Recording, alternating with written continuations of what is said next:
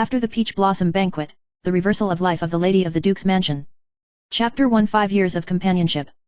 Goose Yang's parents passed away when she was young, leaving her alone and helpless. Fortunately, her parents' adopted sister, Qin Lingyu, took her in. For 5 years, Goose Yang grew up quietly in the Qin family, never thinking of anyone except Sima Yi, the prince of the Duke's mansion and the lord of Danzhou. Sima Yi is a handsome young man, with outstanding talent, and his career is as smooth as a flying dragon. Goose Yang has always suppressed that feeling, unwilling to become an obstacle in his life. She silently guarded her position, cautious and careful. However, rumors spread in the Quagong mansion that she would do whatever it took to stay in the mansion. Goose Yang was heartbroken, knelt in front of Qin Lingyu, and begged to leave. Unexpectedly, what was waiting for her was a marriage letter.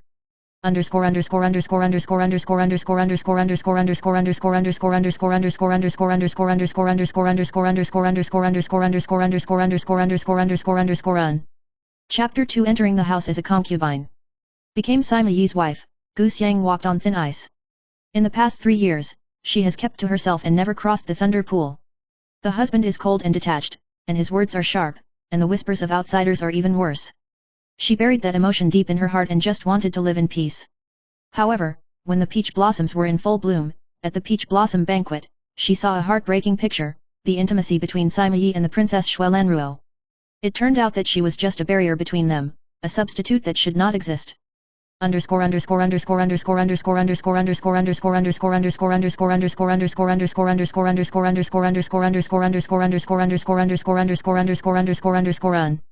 Chapter 3 Never Leave. After Goose Yang returned home, he lifted the book and calmly put it on the dressing table. As night fell, she left the mansion that had given her warmth and pain with a resolute heart. That night, she said goodbye to all bonds and decided to regain control of her own destiny.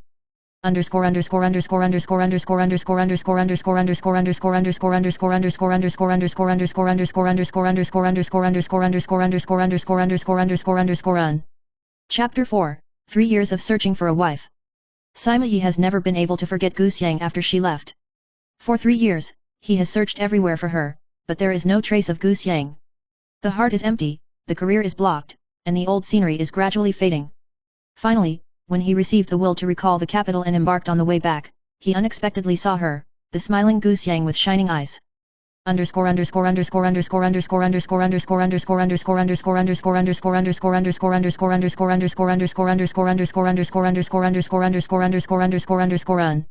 Chapter 5 A Moment of Reunion.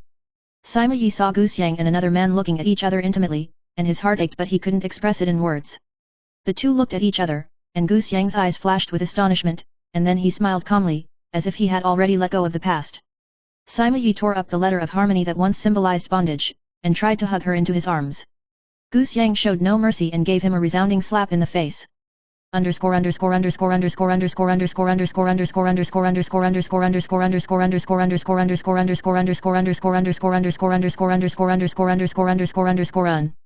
Chapter 6 Emotion and Dignity. Goose Yang's counterattack shocked Sima Yi.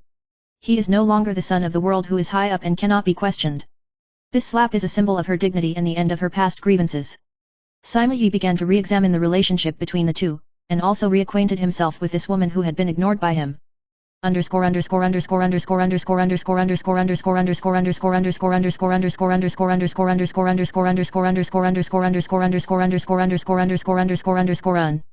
Chapter 7 Uncovering the Truth. At Goose Yang's insistence, Sima Yi gradually discovered that his mother and the people in the house had hidden many things from him. Those rumors were not accidental, but were spread deliberately by someone. Sima Yi is determined to uncover the layers of fog and give Goose Yang justice.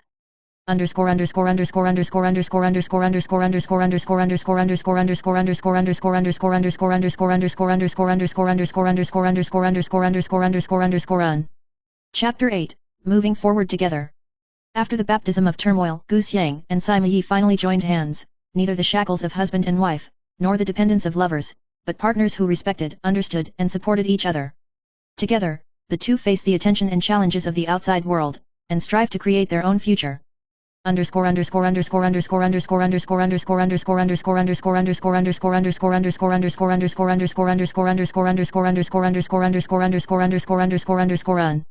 Chapter 9 The peach blossoms are still the same. The peach blossoms are still in full bloom, and the years are passing quietly. Goose Yang stood under the peach blossom tree and smiled indifferently. Is no longer the little girl who suppressed her feelings at the beginning, she finally lived her own wonderful life. She knows that true happiness is not to possess, but to know how to let go, and after letting go, she can still bloom freely. Chapter 10 Return to Jinghua. The spring in the capital is cold, and the peach blossoms have not yet bloomed, but Sima Yi hurried back to the mansion. He is no longer the high-spirited young man, and 3 years of running and remorse have made his eyebrows and eyes much calmer. The first thing he did when he returned to Beijing was not to make a pilgrimage to the saint, but to send someone to secretly inquire about Goose Yang's whereabouts. He thought he would do anything, but at this moment, he could only rely on memories to support his thoughts about her. It wasn't until he quietly went to a tea garden on the outskirts of Beijing that he finally saw the familiar back in the forest path. She was dressed in plain clothes, with a bright smile, and a handsome and elegant man stood beside her, draping a robe over her shoulders. At that moment, Sima Yi felt that the world was spinning. Chapter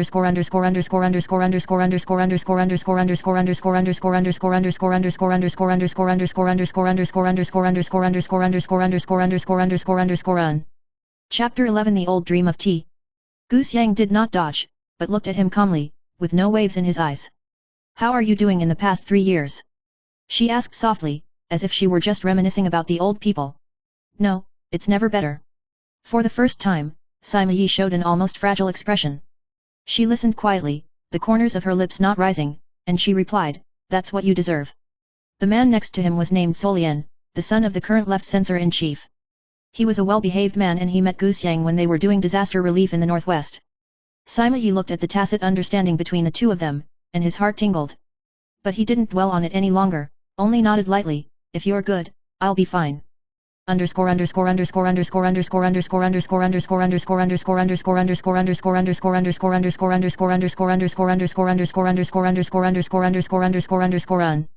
Chapter 12 The King's Heart is Unpredictable. After returning home, Sima Yi reproduced the book and hid it in the library with his own hands. He refused to remarry, and he did not mention Goose Yang to anyone. Outsiders say that he is in love with the princess, but in fact, above the court, he and Shui Lanruo are strangers. Goose Yang didn't wait for him, but he chose to remember her for the rest of his life. And in the past 3 years, Goose Yang has long ceased to rely on anyone. She set up an academy in the northwest, opened a clinic, accepted orphans and performed righteous deeds, and her reputation spread far and wide. She is no longer the wife of the Qiagong mansion who is instructed by others, she is the master of her own life.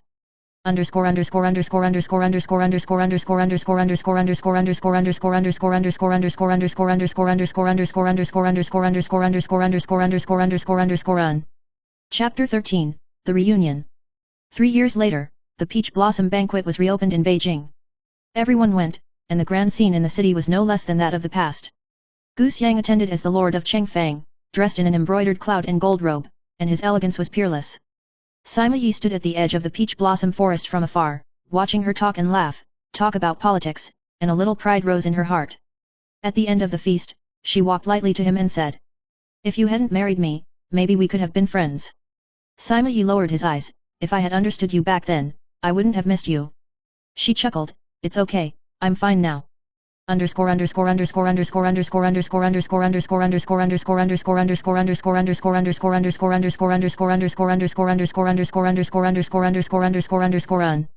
Chapter 14 Unfinished Words. The state has changed, and the situation in the DPRK has changed. Solian was appointed governor of northern Xinjiang, and his term of action was approaching. Before leaving, he asked Goose Yang for marriage. Do you remember what I said at the border? If we can walk side by side for 3 years, I will spend the rest of my life with you. Goose Yang didn't answer, but before he left, he gave him a hand-copied medical book and the Gihong Tu embroidered by her personally. Solian understood that she still couldn't let go of the past, but this time, he was willing to wait. And Sima Yi finally burned all the pages of the book under the peach blossom tree, turned around and left. He understands that some people can only watch from a distance, and some are wrong, and if they miss it, it will be their life.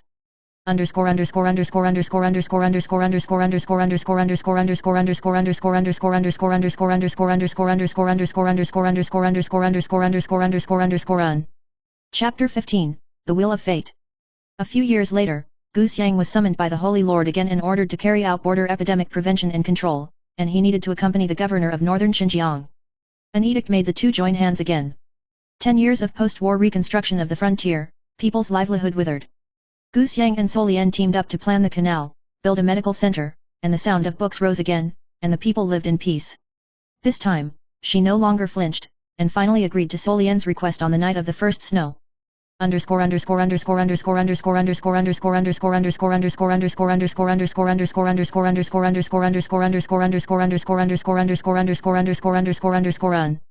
The final chapter is full of flowers. 5 years later, Sue and Gu settled in a border town. He was a politician, she was a doctor, and they worked together to protect the vast land. The peach blossoms are in full bloom again, but not in the capital, but in the spring in the north thousands of miles away. Gu Xiang sat in the courtyard, gently embroidering his new wedding dress, and the child chased in the courtyard. Solien came over and put on a big coat for her. Do you still have regrets in this life? She raised her eyes and smiled. No, not at all.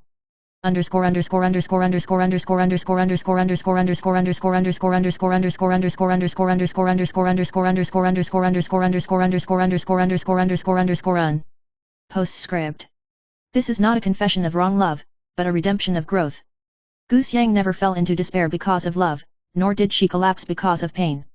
In her own way, she proved that women can live a wonderful life without attachment. Sima Yi's repentance came too late, but Solien's waiting was just right. The best love in this world is not possession but understanding and walking. And the best ending is never finally married, but I will no longer bow my head for you, and I don't need you to look back.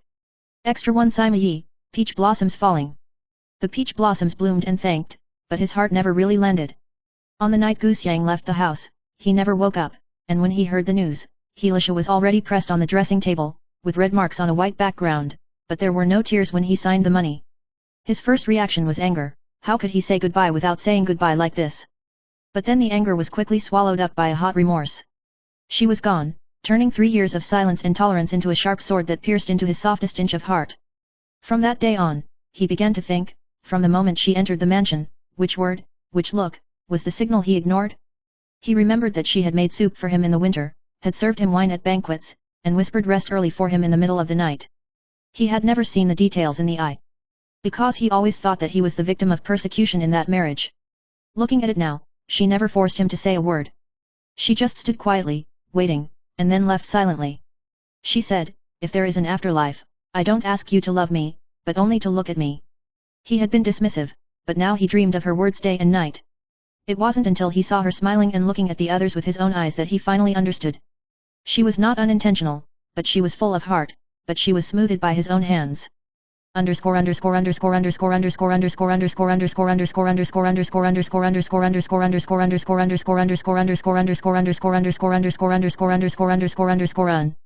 Extra 2 Solien, thousands of miles of wind and snow, just for one person. Solien first saw Gu Xiang when a spring snow was about to melt. Dressed in plain clothes, she boiled medicine for refugees in a makeshift grass hut, her fingertips dyed with ink, and her eyes were resolute. He didn't believe in the words a weak woman can save all people, but at that moment, he believed it. She is different. It is not weak, nor arrogant, but a lotus that blooms quietly. Even if the surroundings are dirty, she cleans herself and keeps herself, and she can even bloom. It wasn't that he didn't want to speak, but he knew that there was still a past in her heart. He's not in a hurry. He is willing to wait for her from the days when he writes the pen, until she can easily say I'm fine, and when she can enter a new life without any worries. She said, I'm not going to bow down to anyone anymore. He smiled, then let me look up at you, for the rest of my life.